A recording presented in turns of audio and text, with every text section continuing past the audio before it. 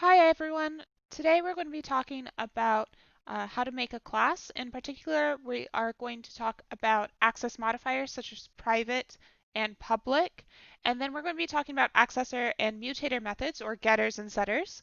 And we're also going to be talking about the equals, toString methods, and the constructor, as well as default variable initializations. And we're going to see how that all plays out in this demo. So today we're going to write a class about a date object. So we're going to create a date class that contains three things, just a month, a day, and a year, and we're going to store these as integer values. So it should be a pretty simple class to write. Let's get started. So I'm just going to go ahead and make a date.java class here, file first, and then we're going to do a public class date, and then we're just going to go ahead and start writing our variables. So as I said, we're looking to store a month, date, and year. So we're storing those as integer values. Now we could store the month as a enum. That is totally something we could do. However, we're just going to worry about doing it with integer values for now, and we'll look at examples of enums at a later time. So int day and int year.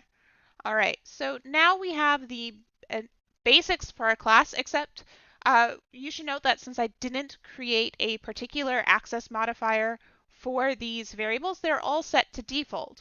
And what I really want to do is I want them to be private. I don't want anyone else to mess with these yet. So we're going to go ahead and make these private.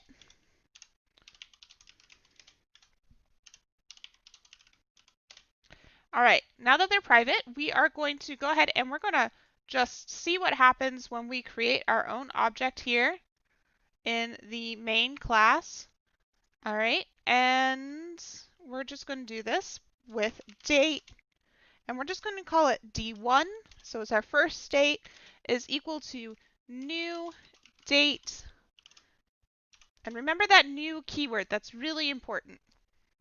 Now what we're going to do is we're going to look to see what happens when we go ahead and print out this value to the command line. So we've created an object, it's stored in D1. What happens when we go to print it out? So system.out.println, right? And then just our object's name, which is D1. And we're going to go ahead and run it, and we'll see the results down here in the bottom portion of my screen. And you can see here that it says date, and then there's an @ symbol, and then there's this hexadecimal hash number. Now that hash number just refers to the particular object, so we know that it's a date object, and we also have the hash or reference value that is stored at that variable. Now this isn't particularly helpful. If we're trying to actually print out this object to the command line, we probably want to get the actual date in some formatted fashion.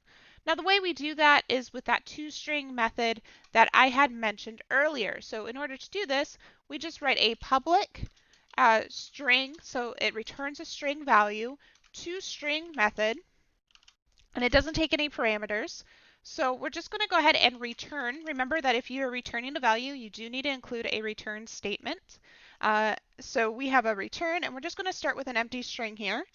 And then we're going to just concatenate all those values together in order to get us a formatted string and the order of the US form of formatting dates. So it's going to be month, day, and year. Now we could format it in any way we want, so if you want to do it in the international format, that's fine. But we're just going to go ahead and put month here, and then we want to get a space between the month and the day, so we're going to add a string here. And then we're going to get the day, and we want to get a comma because that's part of the US format, is we have a comma between the day and the year. And so here we're just going to put in the year, and that should be it. So now when we run this, we should get the values for month, day, and year printed out. Now, if you remember, we haven't actually set any of these values yet. When it's created, these values are going to be instantiated to their defaults. For integers, that's 0. So we're going to see if it's going to print out 0, 0, comma, 0. So let's see what happens. It's going to compile now, and you'll note that in the command for compiling, it does list all of the classes. So if you're compiling in your own command line, make sure that you're following the correct compile format. Now you can see here that it printed out 0, 0, 0. So we're good. It's printing out what we expected. The next thing we want to do is create a constructor. We need to actually be able to set the values for these different aspects of the object. So we're going to go ahead and create a constructor, and this constructor needs to be public so that we can actually call it from other classes. So we're going to do a public date. So again, remember constructors have the same name as the class they belong to. And we want to be able to take in 3 parameters. So we're going to put in integer for the month, integer for the day, and integer for the year. Now, you might be tempted to go ahead and set these, so set month equal to month. Well, the problem is, how does the program language know that these 2 months are supposed to be different? If you're just doing this, it's going to say that you're setting the parameter value, the month here, or the local variable, to itself, which doesn't make much sense. But we want to set the instance variable, or the object's variable, month, to the month passed in as the local variable. So we're going to just go ahead and denote that with a this in front of that month. And we'll do this dot day. And this dot year will also equal the year that we passed in. So now we should be able to create a date object with a set month, day, and year. Now, when we run this, we should actually see an error, and the reason for that is before we were using the default constructor, right? So the default constructor exists for as long as we don't define another, and we defined another constructor here, so now that's not going to work. If I try to run this, right, it's going to come up with an error because the constructor doesn't exist, so it doesn't know how to create that object. So now I have to go back into here, and I have to actually put in a value here. So I'm just going to do 1, 1, and 1000. So I'm going to set a new date at January 1st on the year 1000. And when I run this now, we should see that printed out in the command line after it compiles. And there we go, that's what we have. All right, so next we want to set some getters and setters. We need to be able to access we want to at least be able to access the values to be able to read them, even if we don't necessarily want to set them. So we're going to write some getters. We're going to write a getter for the month, day, and year, so that's 3 different getters. And we're just going to do that very simply by public. We're returning an int, so int, and then get month. All right, and it doesn't take any values, so we're not going to give it any parameters here. Instead, we're just going to return the month. We're just going to return the month for this object. And honestly, for better readability, I highly recommend just doing this dot in front of all of your variables that are meant to refer to the object's values. It makes it much more clear when you come back later. So this dot on all of these really helps to make sure that it's readable for the future. So for future you, for other programmers in your code, it's really useful if you do this. It's a really good consistency thing to do. So now we have a return of this dot month. We're going to get that value. If I do a system.out.println of d1.month, or sorry, d1.getMonth. If I don't do the get month, I'm not going to get anything. It's actually going to give me an error. Looks like I forgot a semicolon here, so we're just going to go ahead and put that in there. And now when I run it, it should print out the full date, and then it also gave me the value for just the month. Now, if you wanted to do this for all the other variables, you could. We're not going to do that right now because that'll take up a lot of time. But the next thing I want to do is compare. So we should maybe do a setter first. So let's go ahead and create a public setter to change the year. So we're just going to do a public void. When we're setting something, we don't need to return anything. So we're going to set the year, and that's just the method name setYear. And we're going to go ahead and it's going to take an integer parameter of year. And here, we're just going to go ahead and make it so that it just sets this year equal to the year given. Now, under normal circumstances, you're actually going to want to add in conditions on this. You're going to want to check to make sure the year is a valid number.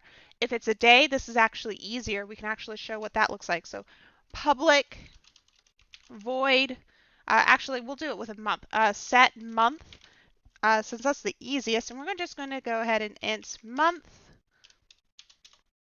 And then we want to check to see if this month is between 0 and 12. So if month is less than or equal to 12 and month is greater than or equal to 0, then we will set this dot month equal to the new month. Now, we can actually use these getters and setters in our constructors. So here, instead of doing this dot month equals month, we probably want those checks to exist there too. So we can just do this dot set month and pass in the month that we were given. Now, it's going to make sure that that's run every time we construct a new data object. Except I managed to get a nice little error in here. Void cannot be converted. Oh, that's right. So since it's returning, we don't do it this way. We do this dot set month. Sorry about that. So this dot set month, and then the month passed in, and it's going to automatically do that setting the month value. And we can see that it's still working here in the command line output. Now the next thing we're going to do is we're going to write a equals method. So public. And this is going to return a Boolean, right? So this is so that we can compare two data objects and see if they have the same values. Because right now, let's just take this out for a second. If I create a second data object, right, date D2 is equal to new date, and we're just going to give it the same values because to us that would mean that they should be the same object, right? Or at least they should be equal to each other. Not that they're the same object, but that their values are equal to each other. If we use the equals equals comparator, we will see that this doesn't actually show us, it doesn't compare on the right thing. It's saying that it's false because it's comparing on the value of the hash, of the reference, not of the values inside of the object. So to fix this, we need that equals method. So public, and again, it's going to return a Boolean. And it's just going to be equals. And we're going to have it return, or take, not return, take as a parameter a data object that we'll call O. And then we're just going to say if this, we're going to return this dot month is equal to O dot month, and this dot day is equal to O dot day, and this dot year is equal to O dot year. And that should give us whether or not these two are the same. Hopefully this works, but we also have to make sure we're calling it correctly here. Instead of using the equals operator here, we should use the D1 dot equals D2. So now when we run it, give it a second to compile here, we see that we're actually getting true. So that's how we write a equals, a toString, and some getters and setters for our class. Now I'm going to give you these files, so don't worry too much if you can't read the whole thing. You will be able to download them from iLearn, so make sure that you're checking there for the files.